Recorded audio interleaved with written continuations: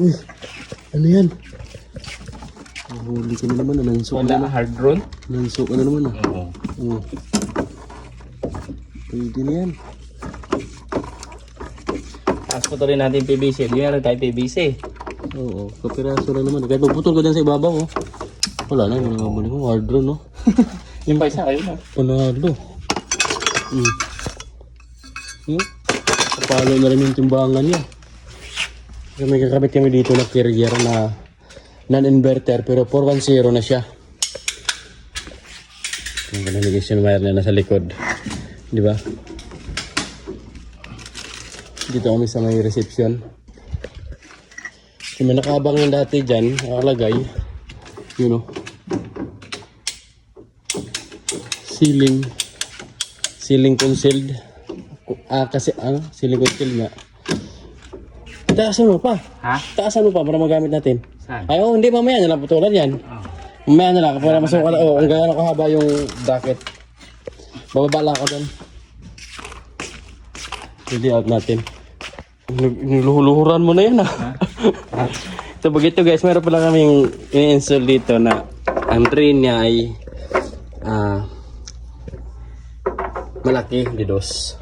Ayan o. Diba? Ang problema, walang kasama sa carrier yung mismong ano nito. Para sumakto. Anong discard mo pre? Ito. Babawasan natin to. Para may suot dun sa loob. Oo. Ganyan daw. Damihan ng bulkasil.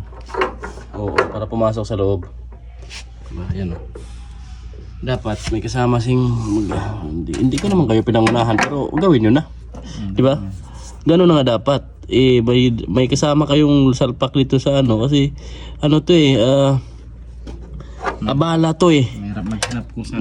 Mahirap maghanap kung saan ano, di ba? Gastos na naman gastos na problema sa gastos yung saan ka makakakita ng mahira, may mga hardware na walang ganito, di DOS. Tapos reducer, kailangan mo reducer na 3-port. Mag-reduce ng ano? 3-port.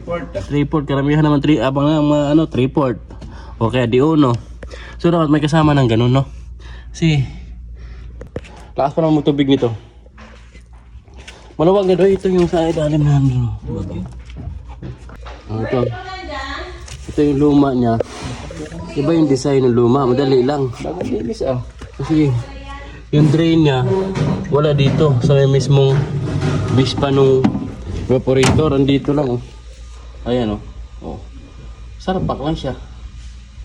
Diba? Tsaka maliit lang. 3-port lang. Pwede salpak lang yung 3-port na ilbo. Ito, intro mo.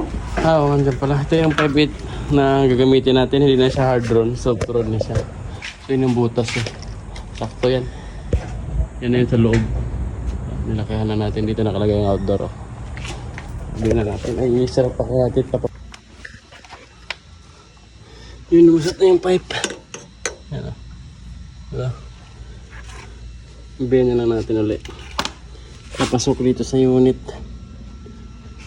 Ano? Meron tong filter dryer. May filter dryer to sa outdoor ha. Pwede nang ganyan? Sa drain, tingnan mo. Taasan yung mga yan. Ganyan dapat. Ganyan. Dapat hiwalay yung tubo. Ha? Hiwalay. Sa gitna yung ano, drain. Hit na nga siya. 5.8. Dito yung 3.8.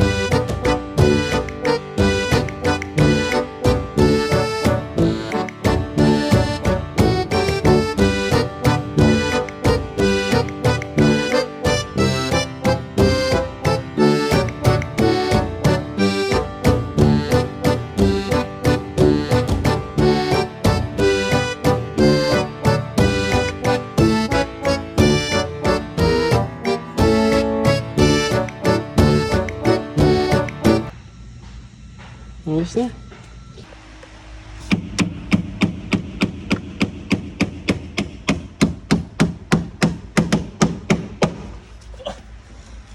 Personal lang. Wala pagkain yan. Kondisyon yung pagpukpok natin.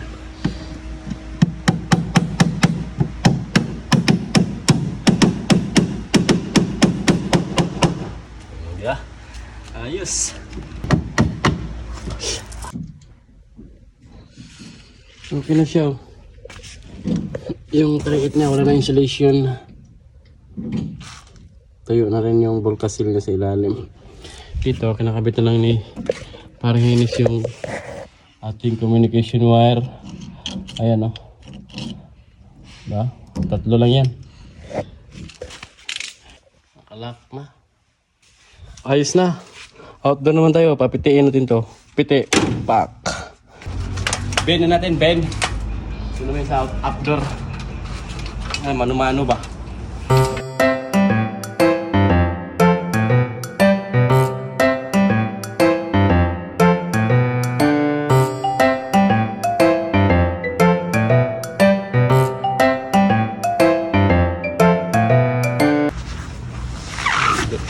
Lubay ka doy. Karon. Oy, shout out kay Boss Dio. Boss Dio. Tansuin na yan. Ah, matik, meron na. Huli ka na. Ando na, nakasafety na. Safe din tanso, boss. Hindi mo pwede mong tansoin to. Bago to, boss eh. Oh, bago yan. Wala tayong ano dyan. Wala tayong dugtong dyan. Kaya na tanso na, boss. Hard room na yun. Balutin mo na, doy. So, yan yung ano yan. Balutin ko Diba? Oo, balutin mo na. Tapos tali na lang dyan sa bakal. Ewan ko. Karton? Oh. Doon sa loob. Nilabas kayo kasi pinadlock natin doon. Yung natin ko na. Ano mo yung barcode eh. Doy, mamaya, pag malapit na dito, doy, papunta, ibaba mo yung trait. Ha? Ah. Kasi nasa yan, kasi ibabaw kasi yung trait doon nasa baba. Sino naman ako? Tanggalin mo na yung phone. Hindi ko maurong eh. Ang Ha? bigat. Yung wire. Ah, yung wire. Mga men, in-install na natin. Pinandar na yung unit. Uy, may free na ano ah. May free na 1,000 ah. Katir. Oo, masirain ha. Tantali natin yun doon. Ito. Konting-konti na lang. Filter dryer siya. Nasa loob ng unit. Mga Kasama ng yung flare nut iba, na tray. hindi alam na nandito pa sa loob yung ano. Tapos pag pinandar, Wow, talsik-talsik ang pan-blade. Hindi, pag mga malaki na ganyan, matik yan, mayroon talagang filter dryer. Lalo na pag mga non-inverter. Yan ang buksan mo. Yun o.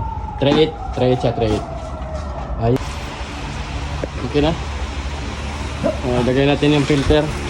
Kapit na tayo matapos, no? Nakabit na natin lahat. Layout na. Ayan, nakita nyo. Diba? Wala na tayong mga elbow dyan. Less elbow. Hindi naman siya hard run. Softron na naman siya. Yung mga luma kasi, mga hard run yan. Kaya medyo matigas yan. Tinanggal namin. So, kakabit natin itong filter dryer. Sa mga hindi pa nakakaalam, tapos mag-comment naman kayo. Alam ko na yan. Alam mo yung pala ito eh. Scroll down na kayo. Scroll up. Sa mga hindi nakakaalam, may arrow yan. Hindi pwedeng magkakamali yung arrow. Ayan o. Arrow, lagi pong tandaan, papunta sa indoor. Doon, pupunta sa indoor. Kung andito yung indoor nyo, dito nitutok yung arrow.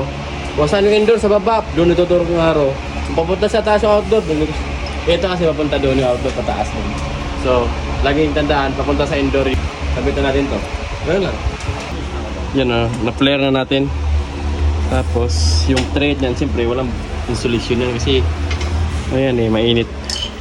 So, sinama lang sa balot, hanggang doon.